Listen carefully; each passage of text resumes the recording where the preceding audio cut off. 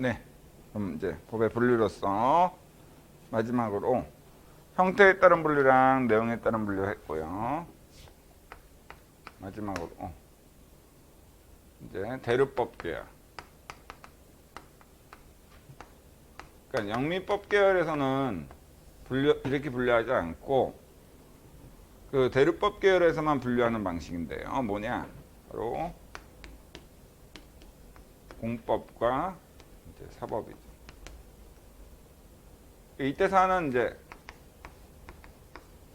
사생활의 비밀, 사적인 영역. 이렇게 사생활 때 그 사자, 사사로운 사자라고 보시면 돼요. 그래서 공법과 사법으로, 그러니까 이렇게 보시면 되는데 영국과 미국에서는 국가 등과 국가라는 사람과 국민과의 관계에서 적용되는 법이나 국민들 상호 간의 관계에서 적용되는 법이나 굳이 법의 내용이 다를 필요가 없다. 이런 식의 생각을 해요. 근데 여기에 대해서 대류법 계열에서는 아니 같은 사람과 사람 간의 관계래도 여러분들과 여러분들 친구 관계처럼 이 관계, 이 두 사람은 대등한 관계에 있으니까 어느 한쪽을 보호할 필요 없이 그 약자를 보호할 필요 없이 뭐예요? 양 당사자의 이해 조절에만 중심을 둬서 법의 내용을 만들면 되지만 같은 사람이라도 우월한 국가 등과 열등한 국민 간의 관계에서는 이런 경우에는 열등한 국민을 보호하는 그러한 안전장치가 마련되어 있는 법의 내용이 필요하지 않느냐. 그래서 예를 들어서 평등원칙은 그렇기 때문에 공법이에요. 그러니까 왜냐하면 평등원칙은 사법으로서는 굳이 법으로 만들 이유가 없어. 왜?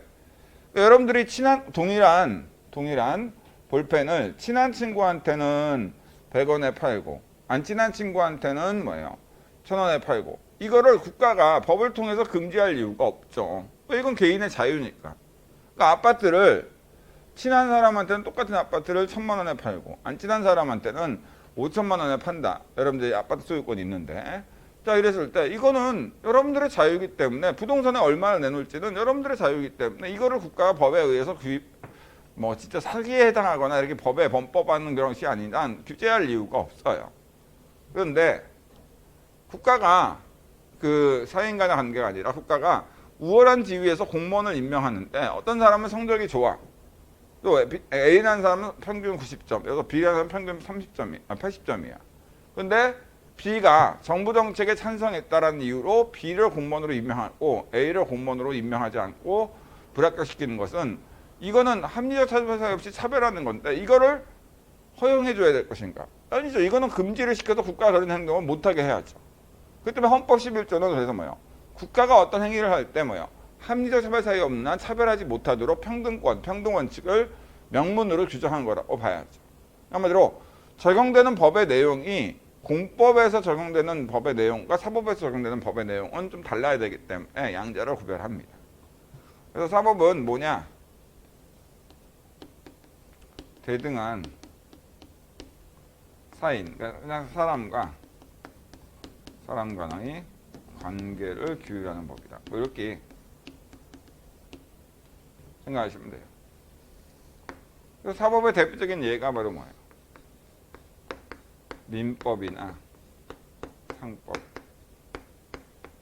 이게 이제 사법의 대표적인 예가 되겠죠. 그러면 공법은 뭐냐? 우월한 지위에 있는 국가 등이라는 게 국가만 있는 게 아니라 국가뿐만 아니라 지자체도 있을 수 있으니까 국가 등과 열등한 지위에 있는 국가 등에 비해서 국민 간의 관계를 규율한다. 이렇게 생각하시면 되겠죠. 자, 그래서 또 이 공법에는 국가 등과 국민 간의 관계를 규율하는 법인 공법에는 그 국가와 국가 사람과 국민 형벌이라는 형법에 규정된 벌인 형벌을 부과할 수 있는 권리에 대해서 규율하는 법인 형법이 있어요. 그러니까 국가와 국민 간의 형벌권에 대해서 형벌을 부과할 수 있는 권리에 대해서 규율하는 법. 그 형벌에 대해서 규율하는 법. 이런 법이 바로 형법이라고 보시면 돼요. 형법은 형벌에 대해서 규율하는 법인데, 이 형벌이 뭐냐? 말 그대로 형법에 규정되어 있는 벌인데, 거기다 책에 있는 내용들, 프린트에 있는 내용들인데, 형법에 규정된 벌로서 이거를 부과받으면 우리가 속칭 얘기하면 전과자가 되는 거죠. 범죄인으로서 어떤 전과가 있게 돼요. 그래서 벌금 10만 원과 형법에 규정된 형벌인 벌금 10만 원과 그다음에 과태료 형벌이 아닌 과태료 1,000만 원과 어느 게 더 무거운 그 어떤 상대방한테 침입적인 효과를 갖고 옵니까 했을 때 벌금 10만 원이 훨씬 무겁다고 보시면 돼요. 금액으로 따지면 1,000만 원이 훨씬 무겁긴 한데 아시겠죠? 왜냐면 벌금은 어쨌든 형벌이기 때문에 형법에 규정된 형벌이기 때문에 어떤 그 사람은 전과자가 됩니다. 물론 호적에 빨간 줄 간다. 본인이 빨간 줄을 긋지 않는 이상 그런 건 있을 수도 없고 단지 이 벌금이라는 것이 10만 원이라도 전과가 있으면요 어쨌든 뭐예요? 초범이 아니기 때문에 그 다음에 또 범죄를 저질렀을 때 여러 가지로 가중될 확률이 형량을 결정하는 데서의 문제가 그러니까 초범일 때는 예를 들어 간단하게 그냥 직관적으로 설명드려서 초범일 때는 징역 1년을 부과하는데 똑같은 범죄를 똑같은 형태로 범했을 때 재범인 경우 그러니까 벌금이라도 전과 있는 사람이 했을 때는 징역 1년 6개월이 부과된다고 보시면 돼요. 또는 더 심한 경우에는 징역 3년이 부과되는 경우도 있고 아시겠죠? 그렇기 때문에 이 형벌은 전과자를 만드는 벌로서 이거를 부과받으시면 여러분들 안 됩니다. 아시겠죠? 물론 참고로 말씀드리면 벌금형을 부과받았다고 해서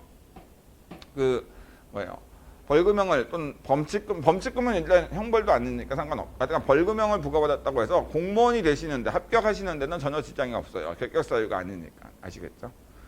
단지 있는 것보다는 없는 게 훨씬 낮아요. 왜? 나중에 승진이나 이런 거 할 때 똑같은 실력에 있는 여러분들이 있는데 어떤 분이 벌금이라도 전과를 받은 전력이 있으면은 그분보다는 똑같은 실력에 있는, 물론 여러분, 그분이 실력이 월등하면 모르겠지만 그렇지 않은 이상 꼭 승진해서 탈락될 확률이 높아지는 거죠. 아시겠죠? 근데 이 형법에 규정된 이 벌인데, 형벌에는 그냥 사형, 그다음에 징역 두 문자만 쓸게요. 거기 다 써져 있으니까 금고, 징역이나 금고나 교도소에 가두는 건 똑같다고 보시면 돼요. 사형, 징역, 금고, 자격상실, 자격정지, 벌금, 과료, 과태료 말고 과료라는 게 있어요. 그 다음에 구류, 그 다음에 몰수. 요 9가지의 벌이 바로 형법에 규정된 벌로서 형벌이고, 이 9가지를 부과받으면 전과자가 됩니다. 그래서 이렇게 국가와 국민 간의 형벌에 대해서 규율하는 법, 이게 바로 형법입니다. 형법은 실제로 예로서 형법이라는 이름의 예가 있을 뿐만 아니라 무슨 처벌에 관한 법,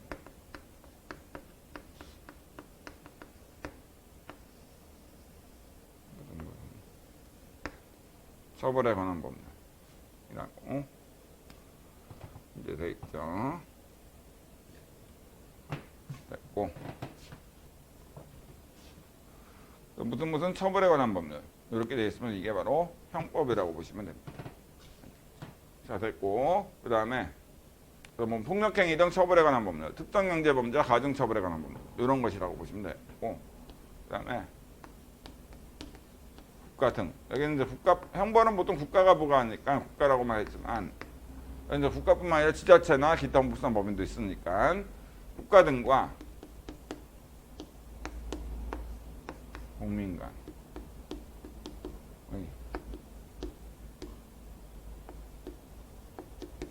형벌을 제외한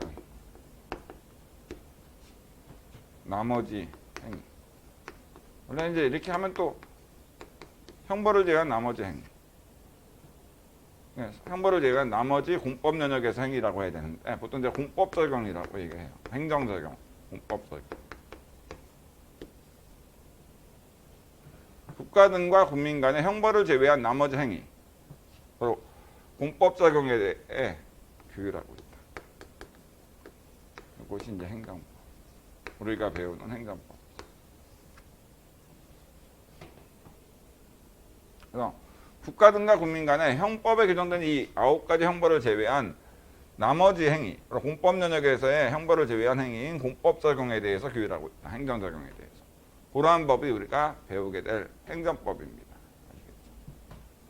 자, 그래서 그럼 예가 뭐가 있느냐라고 했을 때 이 행정법에 해당하는 예는 너무 많아서 오히려 이렇게 생각하시면 될 것 같아요. 물론 당연히 다른 것도 있습니다만은 기본적으로 상식적으로는 이렇게 생각하시면 될 것 같아요. 법률의 이름 중에 민법이나 상법이라는 이름을 갖고 있다. 그럼 그 법은 이제 사법이고 법률의 이름이 형법이나 무슨 처벌에 관한 법률이라고 되어 있다. 그럼 그건 형법이고 그 외에 나머지 이름을 갖고 있는 법률은 특별한 경우 아닌 한 행정법이라고 생각하시면 될 것 같아요. 소음진동규제법이니 뭐 대기환경보조법, 식품위생법, 건축법, 도로법, 하천법, 그 도로교통법, 공정경제 공정을 관한 법률, 표시광고에 관한 법률, 수많은 그 수십만 가지의 그 법률은 특별한 경우 아닌 한 전부 다 행정법이다. 바로 국가 등과 국민 간의 형벌을 제외한 나머지 행위, 바로 행정적용, 공법적용에 대해서 규율하는. 보통 이 공법적용의 대표적인 예가 뭐예요? 실무상 무슨 처분이나 처분, 집합금지 명령, 주대부가 처분, 운전면허 시도 처분, 면허정지 처분 이런 처분이나 명령으로 끝나거나 무슨 조치, 자가격리 조치, 긴급재난금 지원 결정 이런 식으로 이루어지죠. 자, 그렇죠? 근데 여러분들이 왜 행정법을 배우냐? 여러분들은 참고로 대등한 사행사무 간의 권리 의무 다툼에 대해서는 공무원은 여러분들 뭐예요? 국가나 지자체라는 그 우월한 주체의 어떤 손발에 해당하는 기관이 돼서 이제 업무를 처리하기 때문에 이거는 여러분들이 배울 필요가 없는 거죠. 왜냐면 여러분들은 이제 공무원이 되셔서 뭐예요? 국가지자체의 행정기관, 국가지자체의 기관으로서 이제 우월한 지위에서 국가지자체의 기관으로서 행동하기 때문에 굳이 이거를 배우실 필요는 별로 없죠. 그리고 이거에 대해서는 형벌에 대해서는 뭐예요?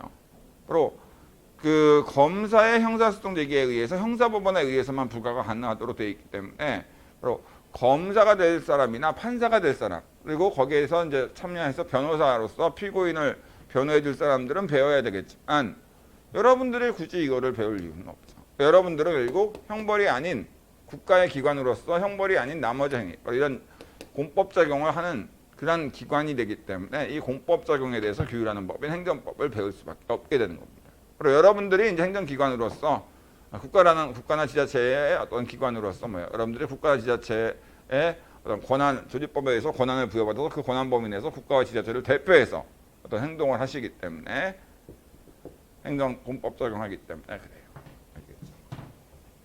그래서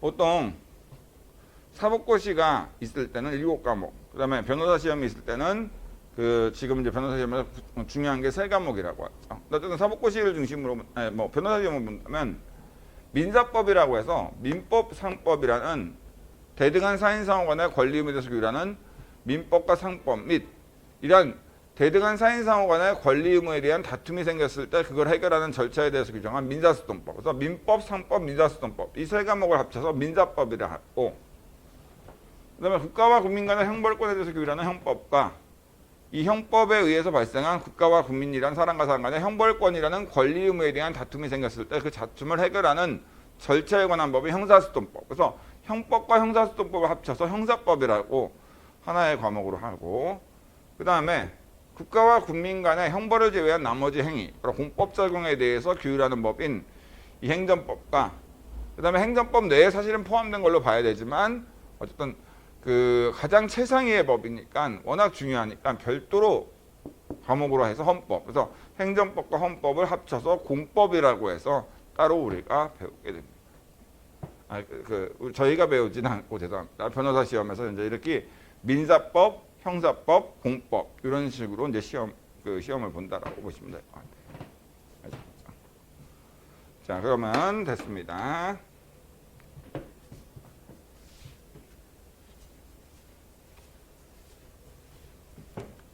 범죄법의 종류에 대해서 분류에 대해서 설명을 좀 다 드렸고, 그러면 또 볼게요. 뭐냐? 우리가 아까 법의 내용에 따른 분류와 관련돼서 행위법이 있다라고 했는데, 사람과 사람 간의 권리 의무를 규율하는 행위법의 기본구조.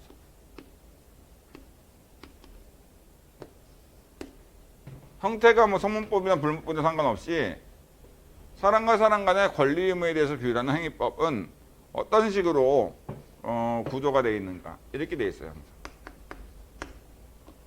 요건이 충족되면 효과로서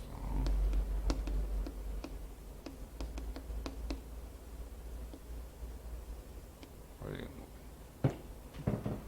요건이 충족되면 효과로서 권리 의무 변동이 권리 의무 변동. 네.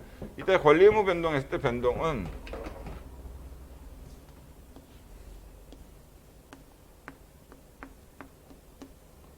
발생, 변경, 소멸을 의미합니다. 이때 권리 의무 변동의 의미는 권리 의무의 발생, 변경, 소멸을 의미한다고 보시면 돼요. 그래서 일정한 요건이 충족되면은 행위법에서는 효과로서 권리 의무의 발생, 변경, 소멸이 일어나도록 되어 있어요. 그러므로 행위법에 규정된 요건에 해당하지 않으면은 효과로서 권리 의무 변동은 일어나지가 않습니다. 예컨대 어떤 질병관리본부청장이 어떤 방역 지침, 뭐 A라는 방역 지침을 준수하세요라고 권고를 했어. 어떤 이 학원한테 권고를 했어. 이 권고에 따라서 이 학원이라는 법인이 그 권고를 한 죄송합니다. 방역지침 준수 권고를 따라야 될 의무가 있는가, 발생하는가, 안 발생해요. 왜? 감염병 예방에 관한 법률 어디에도 질병관리본부청장의 방역지침 준수 권고를 요건으로 해서 효과로서 권리 의무 변동이 일어나도록 규정되어 있지 않아요. 아시겠죠? 그렇기 때문에 방역지침 준수 권고는 법에 규정된, 바로 행위법에 규정된 요건에 해당하지 않으므로 효과인 권리 의무 변동이 일어나지 않아요. 또 예를 들어 볼게요. 우리가 아파트에 대해서 부동산 등기부에 소유권자로 여러분들이 등재가 됐다. 그러면 그것에 의해서 여러분들한테 소유권이 발생하는가? 이전받는가? 아니요. 절대. 왜? 민법이나 행위법에서는 매매계약, 상속, 유언, 증여계약 이런 걸 요건으로 해서 소유권이 변동될 수 있도록 규정하고 있지, 부동산 등기부의 등기를 그 소유권 변동의 요건으로 규정하고 있지 않아요. 그렇기 때문에 뭐예요? 결국 법에 요건으로 규정되어 있지 않은 행위는 효과로서 권리 의무 변동을 일으킬 수가 없기 때문에 결국 부동산 등기부에 소유권자로 등기가 됐다. 매매계약이나 상속, 유언, 증여, 수용제결 이런 것이라는 법에 규정된 행위법에 규정된 민법이나 행위법에 규정된 소유권 변동의 요건에 해당하지도 않고 그냥 등기만 돼 있을 때 아파트 소유권자로, 그런 경우 여러분들한테는 그 아파트에 대한 소유권이 발생하지 않습니다. 항상 여러분들 이거 꼭 명심해 주세요. 권리 의무 변동은 행위법이라는 법에 규정된 요건에 해당해야만 권리 의무 변동이라는 효과가 발생한다. 그래서 앞으로 법적 효과, 용어가 법률 효과, 이런 표현이 나오면 행위법에 규정된 요건에 해당해서 발생하는 권리 의무의 발생, 변경, 소멸, 권리 의무 변동이라고 생각하시면 돼요.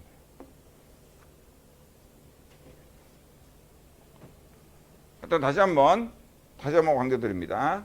권리 의무 변동이라는 것은 항상 행위법에 규정된 요건에 해당해야만 효과로서 권리 의무는 일어나지, 행위법에 규정된 요건에 해당하지 않는다. 그럼 효과로서 권리 의무 변동은 절대 일어나지 않는다. 예컨대 국가공무원법이나 행위법에 보니까 정년이라는 요건에 해당해야만 효과로서 공무원으로서의 지위, 그러니까 공무원으로서의 포괄적 권리 의무가 소멸되도록 되어 있어요. 공무원으로서의 포괄적 권리 의무가 소멸되도록 되어 있어. 정년이라는 요건에 해당해야죠. 근데 A가 공무원이고 국가가 있는데, A가 공무원인데 액면가가 호조선 라인 30인데 액면가가 80으로 보여. 그래서 국가의 임명권자랑 행정청이 이 사람들 액면가를 보고 깜짝 놀라서 정년이시니까 나가세요라고 정년 통지를 했다. 국가가 행정청을 통해서, 그러니까 자신의 기관을 통해서 정년 통지 문서를 A한테 발송해서 그 정년 통지 문서가 이미 정년임으로 공무원의 지위가 소멸됐습니다라는 정년 통지 문서가 A한테 송달이 됐다. 이랬을 때 A의 권리 의무 변동이 일어나는가? 아니요. A의 권리 의무 변동은 일어나지 않아요. 왜? 정년 통지는 국가공무원법 어디에도 정년 통지를 요건으로 해서 효과로서 권리 의무 변동이 일어나도록 되어 있지 않거든. 정년 통지는 국가공무원법이랑 행위법에서 요건으로 규정된 행위가 아니야. 그러니까 효과로서 권리 의무 변동을 일으키지 못해요. 국가공무원법에 공무원 지위 소멸이라는 효과를 발생시키는 요건 사실은 정년이라고만 돼 있지 정년 통지는 요건으로 돼 있지 않아. 그러므로 국가가 아무리 A한테 정년 통지가 아니라 정년 통지 할아버지란다 하더라도 A가 정년이라는 법률 요건에 해당하지 않는 한 효과로서 공무원 지위 소멸은 발생 안 합니다. 여전히 정년 통지했더라도 뭐예요? A는 여전히 공무원의 지위가 존재하는 거예요. 그러므로 A가 여기에 대해서 공무원 지위 확인 수동이라는, 나중에 보시면 알겠지만 당사 수동이다 간 공무원 지위 확인 수동이라는 수동을 제기하면은 이 수동을 맡은 법원은 A라는 사람이 정년이라는 요건에 해당하는가 라고 보니까 호적상 나이는 정년이라는 요건에 해당하지 않아. 그러므로 정년이라는 것의 의미는 호적상 나이를 의미하기 때문에 정년이라는 요건에 해당하지 않는 바 효과로서 공무원의 지위는 소멸되지 않는다. 요건이 충족 안 됐으니까. 그러므로 공무원 지위가 있다라는 원고 승소 판결, 인용 판결을 내려주겠죠. 그렇죠? 자, 이런 식으로 되는 겁니다. 항상 다시 한번 말씀드리지만 항상 권리 의무 변동은 행위법에 규정된 요건에 해당해야만 효과로서 권리 의무 변동이 일어난다. 요거를 꼭 명심해 두시면 돼요. 아시겠죠?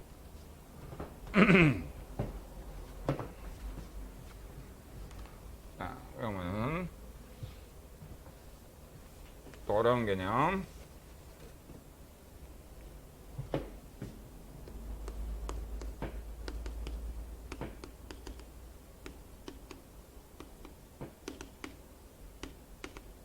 법률상 쟁송. 자, 법률상 쟁송이라는 개념이 그 책에서도 실제 행정법 배우면서 많이 나오고 실제로 굉장히 의미가 있는 건데, 이 법률상 쟁송이 왜 의미가 있습니까? 네. 이 법률상 쟁송이 뭔 때문에 의미가 있습니까? 했을 때 예외가 있긴 하지만 원칙적으로 법원이라는 국가기관은, 국가라는 법인의 손발인 기관으로서 법원은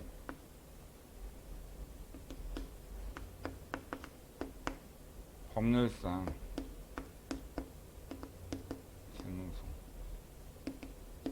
쟁송만 책에 있으니까 적어줄 필요는 없겠어. 심판할 권한이 있다. 원칙적으로 예외가 있긴 하지만 법원은 원칙적으로 법률상 쟁송만 심판할 권한이 있어요. 이 얘기는 반대로 얘기하면 법률상 쟁송이 아닌 거는 법원이 심판할 권한이 없습니다. 그러니까 법률상 쟁송에 대해서는 법원이 누구 말이 옳은지를 심판할 권한이 있는데, 직무 범위가 있는데 법원이라는 기관한테, 원칙적으로 법률상 쟁송이 아닌 것에 대해서는 법원한테 심판할 권한이 없으니까 심판을 하면 안 돼요. 왜? 어제 동사무소 동장이 계엄 선포하는 거랑 똑같아. 법원이라는 기관은 헌법 101조와 법원조직법 2조에 의해서 원칙적으로 법률상 쟁송만 심판할 수 있는 권한을 부여받았어요. 그런데 그럼 법률상 쟁송이 뭐냐? 아무래도 법원은 법률상 쟁송은 심판할 권한이 있고 법률상 쟁송은 심판할 권한이 없는데, 법률상 쟁송이 뭐냐? 사람과 사람 간의 구체적 권리 의무 다툼. 이렇게 그냥 편하게 생각하시면 될 것 같아요. 사람과 사람 간에 되게 복잡하게 얘기하면 너무 복잡해지니까 이렇게만 그냥 보시면 될 것 같아요. 사람과 사람 간에 구체적인 권리 의무 다툼. 이게 법률상 쟁송입니다. 그러므로 만약 국민이 법원에 수동을 제기했는데 그 수동의 대상이 된 행위가 사람과 사람 간의 구체적 권리 의무 다툼, 그리고 법률상 쟁송이 아니다. 법원은 심판할 권한이 없으니까 이거는 우리가 심판 못하겠다라고 해서 배척하는 판결, 이따 보시면 알겠지만 각하 판결이라는 걸 내립니다. 근데 왜 도대체 헌법 101조나 법원들법 2조에서 원적으로 법원이라는 기관한테 법률상 쟁송만 심판할 권한을 부여했느냐. 그리고 법률상 쟁송이 아닌 거는 그 분쟁이 있다라 하더라도 거기에 대해서 법원이 심판할 수 없도록, 누구 말이 옳은지 심판할 수 없도록 한 이유. 그러니까 법률상 쟁송만 심판할 수 있도록 한 이유는 바로 신속한 재판으로 국민의 어떤 중요한 분쟁만 해결해서 신속하게 해결해서 이제 어떤 사회적 어떤 문제를 해결하기 위해서 그래요. 그러니까 무슨 얘기냐면은 예를 들어서 사람과 사람 간의 권리 의무 다툼이 아니더라도 분쟁은 항상 많은데, 예를 들어서 술 먹다가 친구끼리 술 먹다가 그 아이언맨이랑 헐크랑 싸웠을 때 헐크가 이길 거다, 아이언맨이 이길 거다, 서로 다툼이 생겼어. 좋아, 우리 법원에 수동을 제기해보자. 누가 말이 옳은지. 아이언맨과 헐크 중 누가 힘이 더 센지에 대한, 싸웠을 때 누가 이길 것인지에 대한 확인 수동을 제기했다 합시다. 밑에 확인 수동의 대상이 된 건 아이언맨과 헐크 중 누가 더 힘이 센가인데 누가 더 잘 싸우나. 이거는 법에 의해서 보호되는 어떤 특정된 사람의 이익인 권리 의무에 대한 다툼이 아니잖아. 법률적 쟁송이 아니라. 근데 여기에 대해서까지도 만약 법원이 실제로 이 누구 말이 옳은지를 일일이 가려야 된다면은 국민들이 술 먹다가 언쟁이 된 모든 사건에 대해서 법원이 수동 제기하면 법원이 다 누구 말이 옳은지 다 본안 심리에서 판단 내려줘야 된다고 하면은 뭐예요? 하루에 한 1억 개의 수동이 제기되고 판사가 1억 개의 수동에 대해서 1억 개의 판결을 다 누구 말이 옳은지 가려야 돼. 그럼 뭐예요? 판사의 숫자는 한정되어 있는데, 그렇기 때문에 실제로 그런 누구 말이 옳은지를 일일이 다 심리해야 된다라고 하면은 재판을 통해서, 그러면은 뭐예요? 실제로 정말 중요한 사건에 대한 재판이 소송이 제기됐다 하더라도 거기에 대한 판결이 한번 나오려면, 1심 판결 나오려면 뭐예요? 한 150년 후에나 판결이 나올 거야. 왜? 판사는 1000명인데 하루에 1억 개씩 소송이 제기되면 뭐예요? 그 1억 개에 대해서 판결을 뭐예요? 매일같이 내릴 수는 없잖아. 그 1억 개에 대해서 판사가 1000명밖에 안 된다고 하면 그걸 제대로 심리할 시간이 있겠어.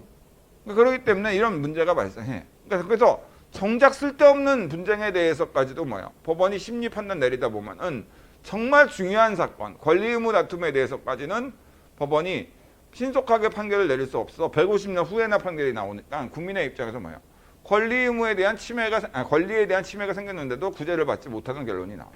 그렇기 때문에 바로 분쟁이 있다 하더라도, 사람과 사람 간의 분쟁이 있더라도 그러한 분쟁이 바로 권리 의무 다툼이라는 법률적 쟁송이 아니라면은 법원은 이거는 니들 알아서, 누구 센지 니들 알아서 그냥 그 말다툼으로 해결하고, 정말 중요한 권리 의무 다툼에 대해서는 내가 국가기관으로서 내가 심판을 해줘서 해결을 해주겠다. 그래서 법적 분쟁에 대해서만 해결할 수 있도록 하는 권한이 부여된 겁니다. 그래서 실제로 그래서 어떤 소송이 제기된다고 했을 때, 그래서 B를 이제 상대방에서 법원에 소송을 제기했다. 그랬을 때 이 소송을 제기한 사람은 우리가 원고라 하고, 소송을 제기당한 사람은 우리가 뭐예요? 피고라고 하죠. 단지 이제 형사소송에서는 소송을 제기한 사람을 검사라 하고, 형사소송을 제기당한 사람은 피고인이라고 하죠. 근데 어쨌든 간에 소송이 제기되면은요, 판사는 먼저 기본적으로 뭐예요? 당해 소송이 소송법에 규정된 소송으로서 갖춰야 될 요건을 갖췄는가, 이거를 심리해. 그래서 만약 당해 소송이 소송법에 규정된 소송으로서 갖춰야 될 요건을 갖추지 못했다, 그럼 법원은 이거는 우리가 심판할 수 없다, 심판할 권한이 없으니까 심판 안 하겠다라고 각하 판결. 각하 판결은 그 사람의 말이 옳은지, 그러니까 원고의 말이 사실인지 아닌지를 심리하지 않고 문전박대하는 거야. 그러니까 각하 판결은 내리는 데 있어서 시간이 얼마 안 걸려. 그래서 이거는 우리가 심판할 권한이 없어, 우리가 심판할 대상이 아니야, 가! 그러면서 문전박대. 네 말이 옳은지 그른지 내가 따지지도 않고, 이거는 누구 말이 옳은지 따질 수 있는 게 아니야, 가! 라고 문전박대하는 게 각하 판결이고. 그러니까 근데 이 소송, A가 제기한 소송이 소송법에 규정된 소송으로서 갖춰야 될 요건을 갖췄어. 그래서 법원이 그래, 이건 이제 본안 심리로 넘어오겠다, 본안 심리해 주겠다. 본안.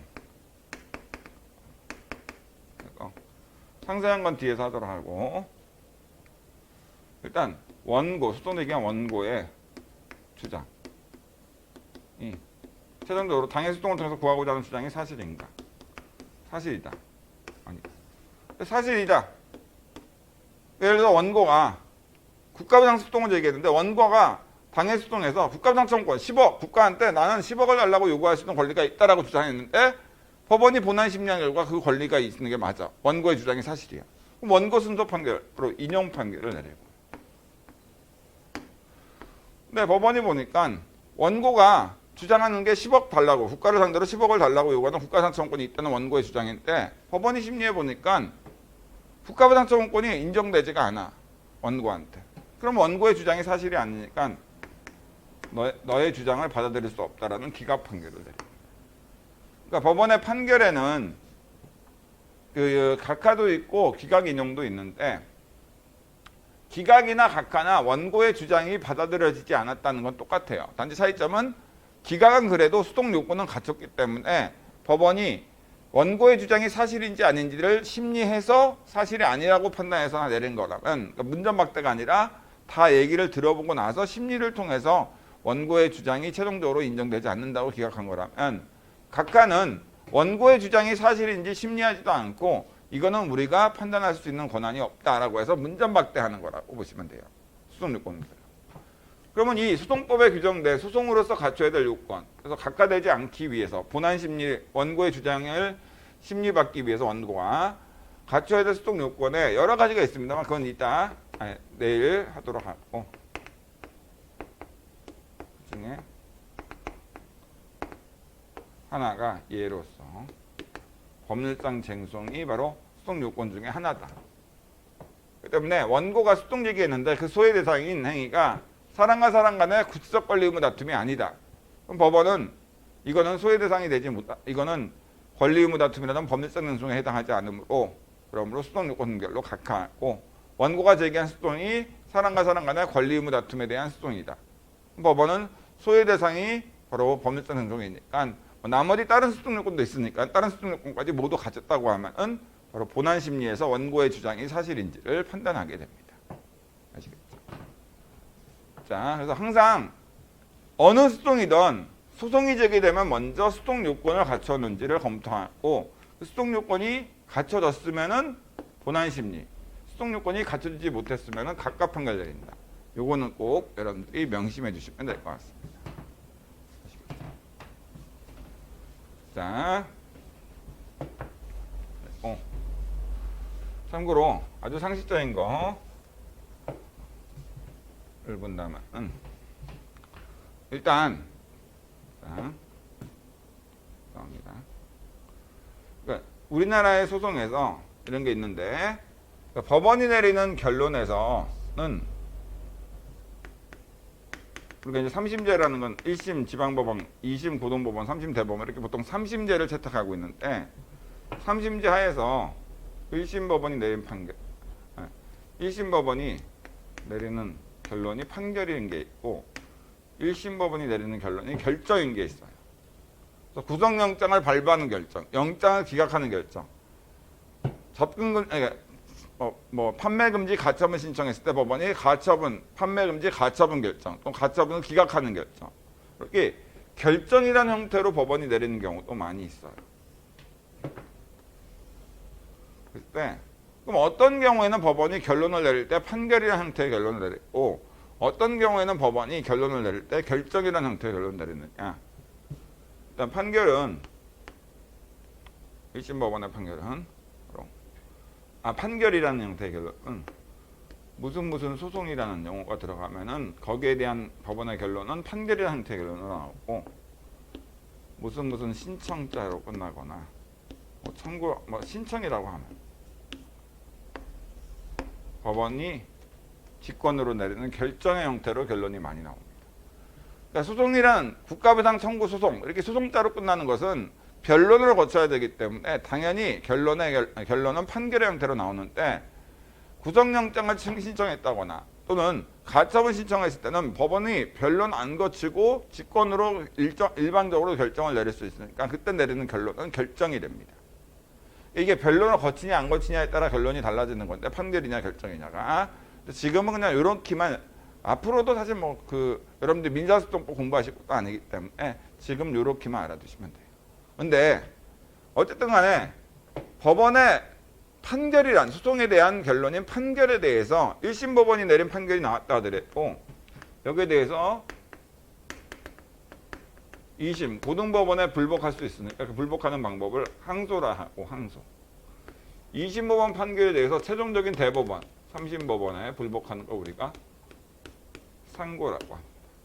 그래서 우리가 항소심 하면은 항소를 제기해서 하는 2심을 항소심이라 하고 상고심 하면 상고 제기돼서 하는 대법원 바로 3심을 상고심이라 해요. 근데 이제 법원의 신청 사건에 대한 법원의 결정에 대해서 1심 법원의 결정에 대해서 불복하는 걸 항고라고 하고 2심 법원이 내린 결정에 대해서 대법원에 불복하는 거를 재항고라고 합니다. 3심 법원 대법원이 내리면 뭐 더 이상 불복할 방법이 없으니까 최종적으로 이렇게 되는 거죠. 됐죠? 자, 그리고 또 이제 볼게요. 이제 마지막으로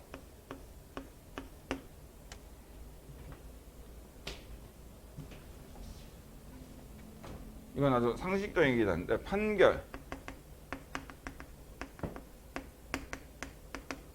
판결의 효력은 판결이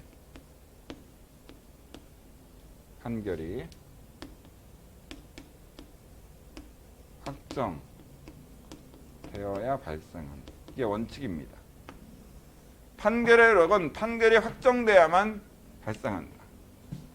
판결이 확정되어야만 효력이 발생하고 판결이 선고됐다 하더라도 그 판결이 확정되기 전까지는 판결의 효력이 발생 안 해요. 예를 들어서 검사의 형사소송 기소에 의해서 1심 법원에서 피고인을 징역 3년에 처한다 라고 해서 피고인 A한테 징역 3년을 선고하는 1심 판결이 내려졌다 하더라도 선고됐다 하더라도 피고인이 항소해서 2심 법원으로 넘어간 경우에 아직 판결이 확정되지 않은 경우에는 그 피고인은 징역 3년을 살아야 될 의무가 없어요.